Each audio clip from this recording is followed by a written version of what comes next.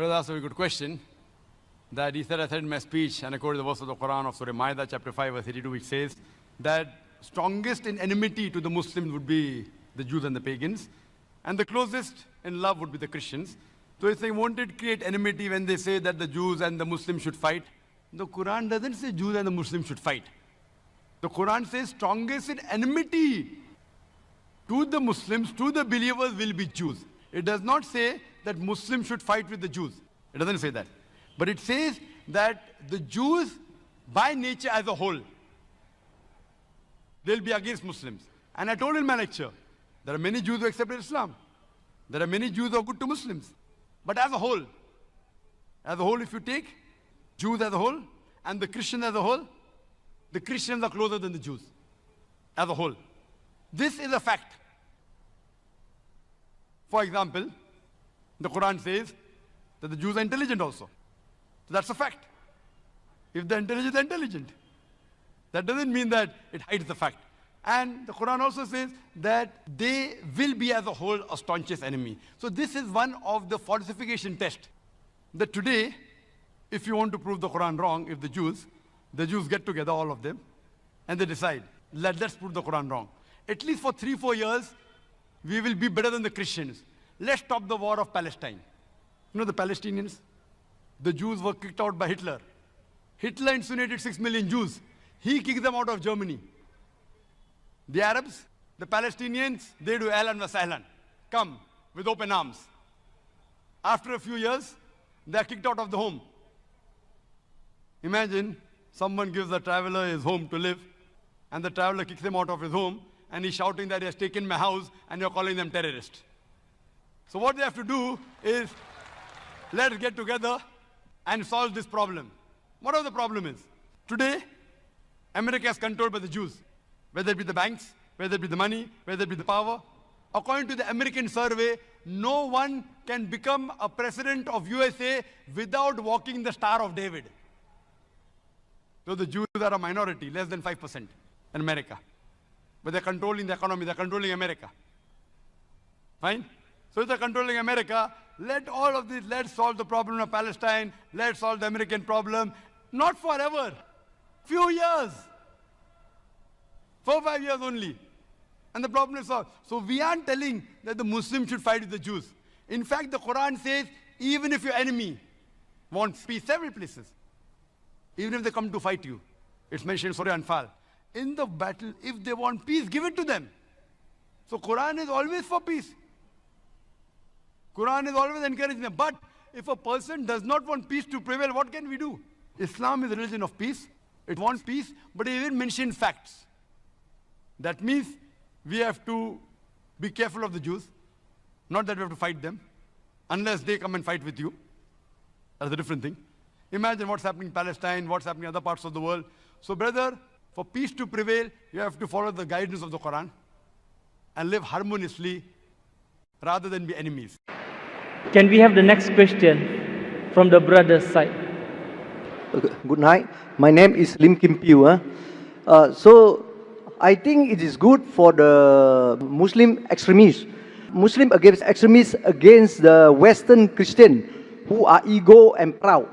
Because the Western Christian are rich, developed and progressed, and they look down on the Hindu, Muslim and Buddhist.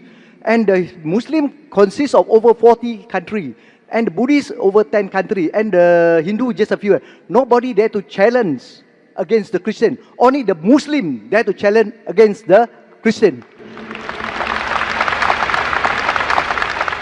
The brother has said emotionally that the Christian of the Western country, they look down upon the Buddhists, the Muslims, the Hindus, and no one dares to challenge the Western Christians except the Muslims.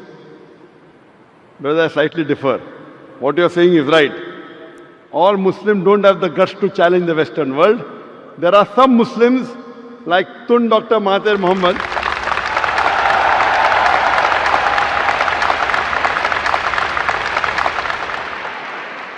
All the Muslims don't have the guts. And I am a person who is not very much in favor of politicians. There are very few politicians who I respect, and one of them is Tun Dr. Mahathir Mohamad. And I remember when I met him the first time several years back in Abu Dhabi, we were discussing, and he said that if the Muslims, if the Arabs stop dealing in dollars, America will come on its knees immediately.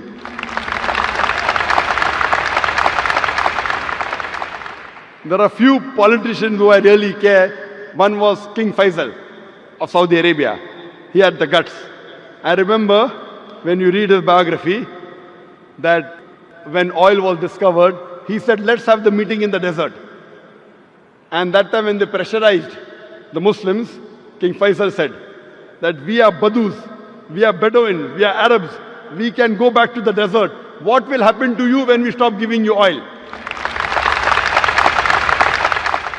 And I believe one of the sayings of Dr. Tun Mahathir Mohamad was that if he had the control of the oil, what the Arabs had, he would have ruled the world.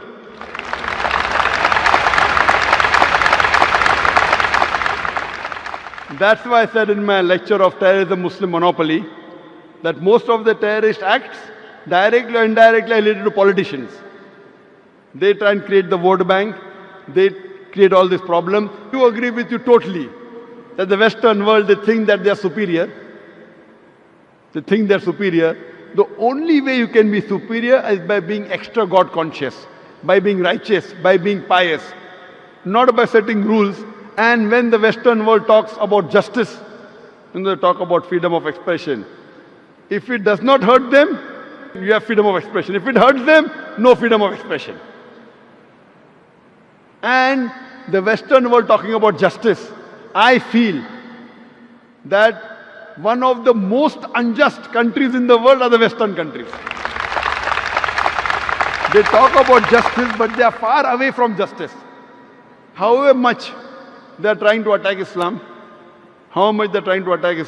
Islam is growing.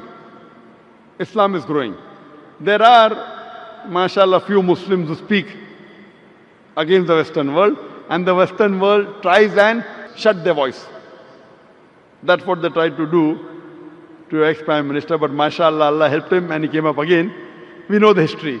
And that's what they do, that those Muslims who speak the truth, because of my being very vocal and speaking the truth, the Western world doesn't like me speaking the truth. I'd like to give an example. I have been to UK several times. In 2010, when we had the Wembley Arena, we had the NEC Arena in Birmingham,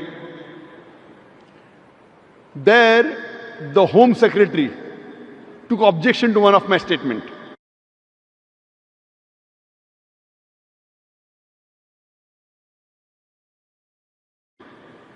I said that killing innocent people is prohibited in Islam.